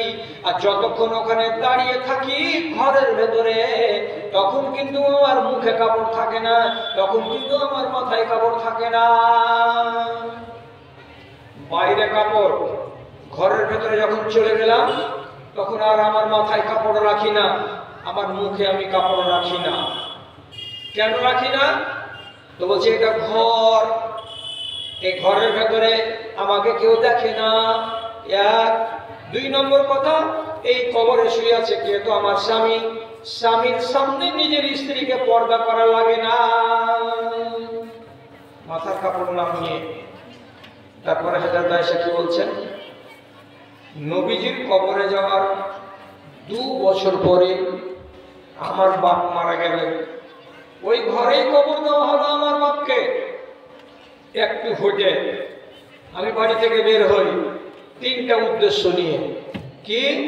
আমার ঘরে যাব, 1 ওই ঘরে আমার স্বামী আছে তার জন্য ঘরখানে যাব, 2 3 নম্বরে ওই ঘরের ভেতরে আমার বাপ আছে, আমার বাপের কবরটাকে দেখবো, বাপের কবরটাকে জিয়ারত করবো বলে। এবার আসছেন তো রাস্তাখানি চলছেন চলছেন চলছেন, একদম মাথাকে ঢেকে ঘরের ভেতরে যখন ঢুকে গেলেন, মাথা থেকে মুখ থেকে কাপড়টাকে নামিয়ে নিলেন। কেন নামিয়ে নিলেন?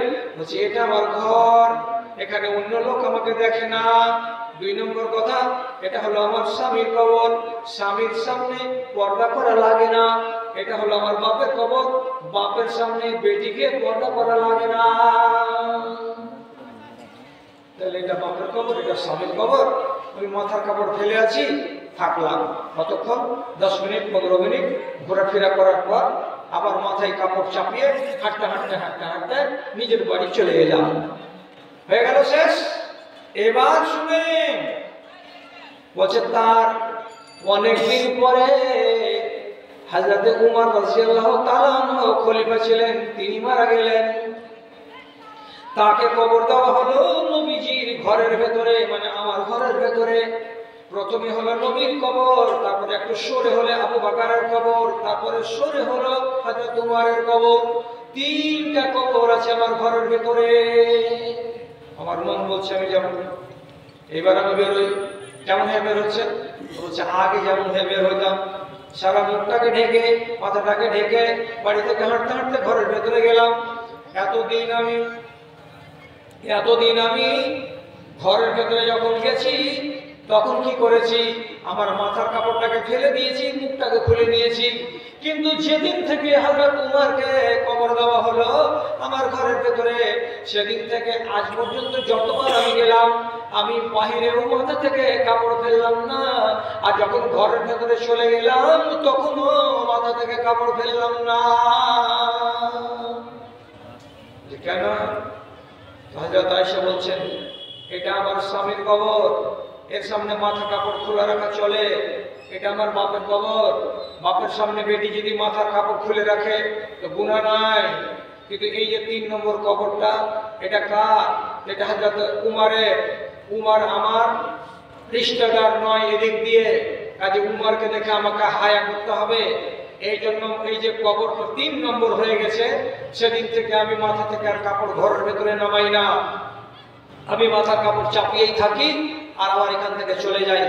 তাহলে আপনাদেরকে ছুটি দিব এখন।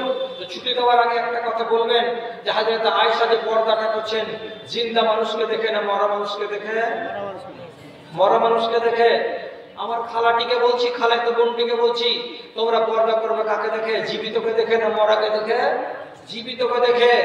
তো যদি তোমরা পর্দা জীবিতকে দেখে না করো, তাহলে তোমাদেরও মা আমাদেরও মা হযরত আয়েশা মরা মানুষকে দেখে পর্দা কেন করতে গেলেন? যদি না করো পর্দা তো কি হবে? সোজা সোজা কথা বললাম, আজকের মতো শেষ। রাসূলুল্লাহ বলছেন সিনফানি মিনান নাস ইয়াদখুলুন নারা, মানুষের ভিতরে 2 রকমের মানুষ আছে, এরা জাহান্নামে যাবে যাবে যাবে যাবে যাবে যাবে। 2 রকমের মানুষকে নবীজি বলছেন এরা জাহান্নামী, এরা জাহান্নামী। এক যুগের মানুষ হলো ওরা, যে মানুষগুলোর কথা বলছেন নবী, এক যুগে লাঠি হাতে করে করে চলবে, সব মানুষ লাঠি নিয়ে নিয়ে চলবে, আর দেখে মনে হবে কত বড় আলেমের বেটা আলেম, কিন্তু আসলে এরা ভালো মানুষ নয়, এরা লাঠি নিয়ে চলবে, এরা হলো দুর্বৃত্তের দল, এরা জাহান্নামী। আর নবীজি বলছেন এক যুগের মেয়ে ছেলেরা পর্দা করবে না, পর্দা করবে না, আর যার কারণে ওই নারীগুলো পর্দা না করার কারণে আল্লাহর জাহান্নামে যাবেই যাবে, তারা যাবেই যাবে। তাহলে এতটি কথা আপনাদের সামনে আমি বললাম। দাদারা বাড়ি যাবেন তো? বাড়ি যাবেন তো? বাড়ি যাওয়ার আগে আপনাদের সবকটি লোককে বলছি, ভাই আমার, দাদা আমার, একটু আল্লাহর রাস্তে মসজিদটা নতুন করে তৈরি হবে, এটা যুব মসজিদ হলো, আপনি কিছু সাহায্যের হাত বাড়ান।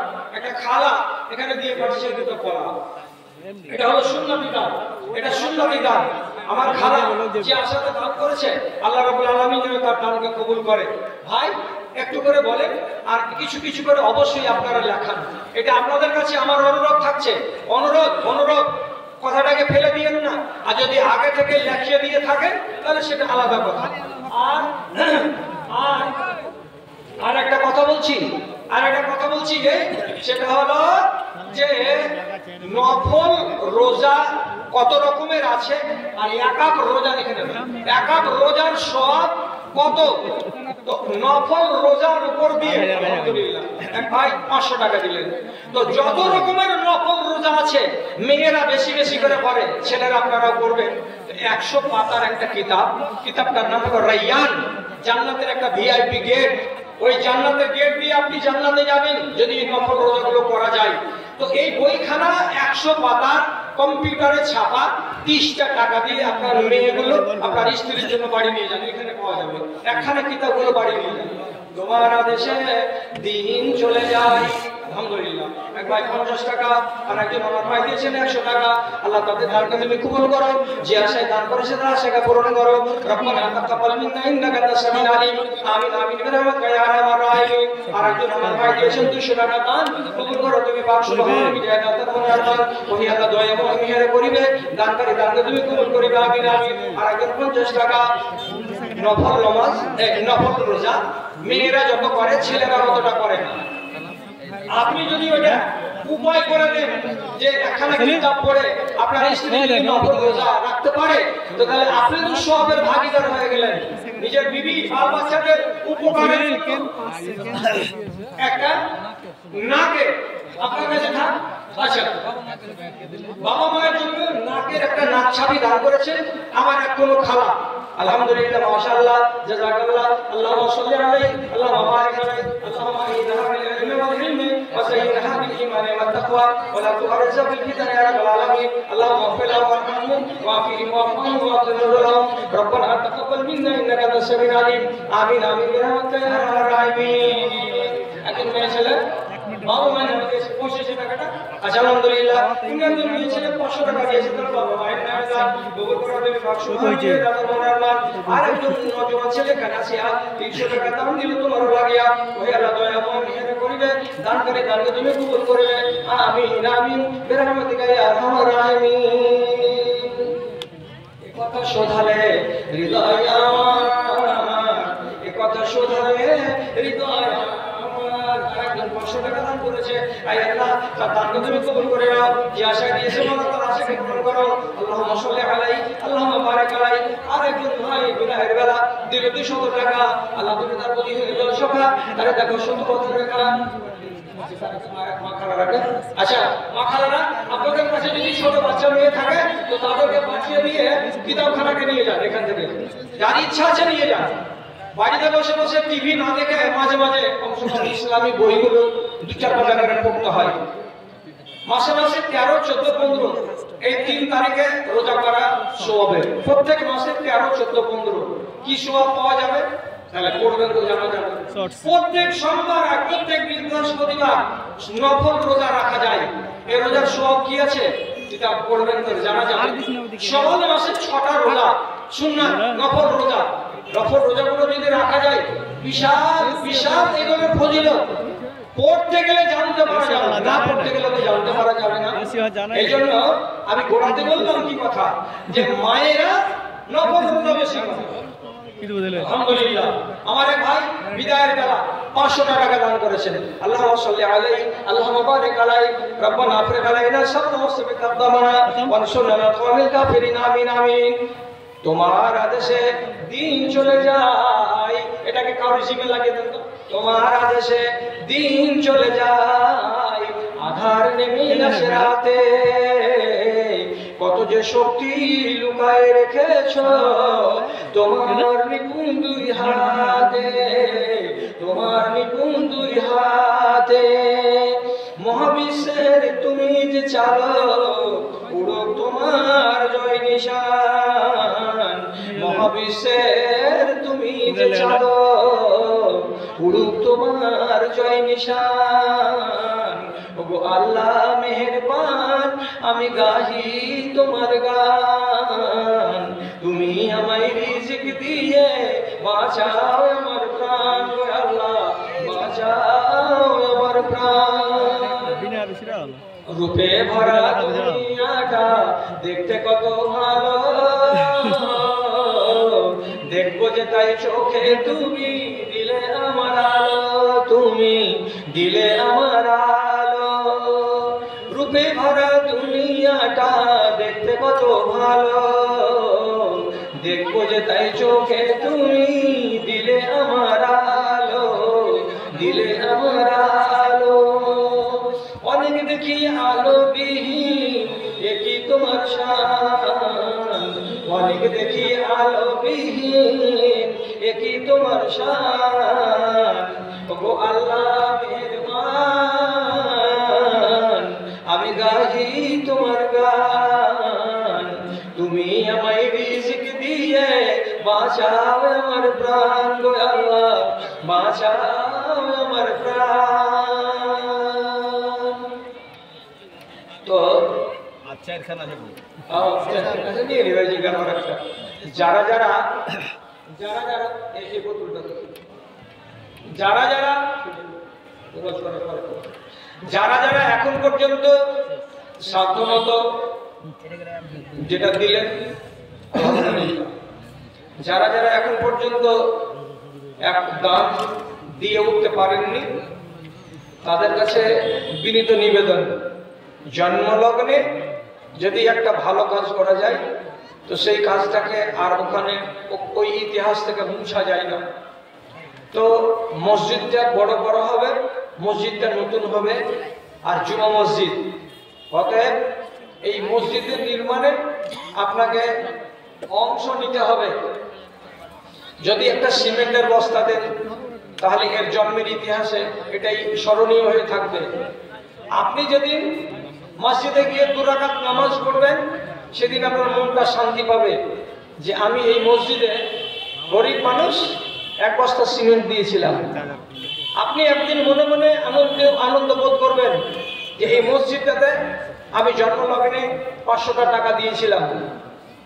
তাহলে এর 2টো গুণ আছে, একটা হলো মানসিক প্রশান্তি আর 2 নম্বর লাভটা হলো এই যে জামে মসজিদ আল্লাহর ঘর, সেই ঘর নির্মাণে আপনি করলেন সহযোগিতা। এই জন্য আমি গোটা গ্রামের ভাই কটাকে বলছি, যারা যারা আপনারা এখন পর্যন্ত এই মসজিদের নামে প্রতিষ্ঠিত অনুষ্ঠিত জালসায় টাকা পয়সা দেননি, কাল পরশু এক সপ্তাহ এর মাঝখানে যে কোনো সুযোগে আপনি আপনার মতো করে দানটা দিয়ে দিবেন ইনশাআল্লাহ। দানটা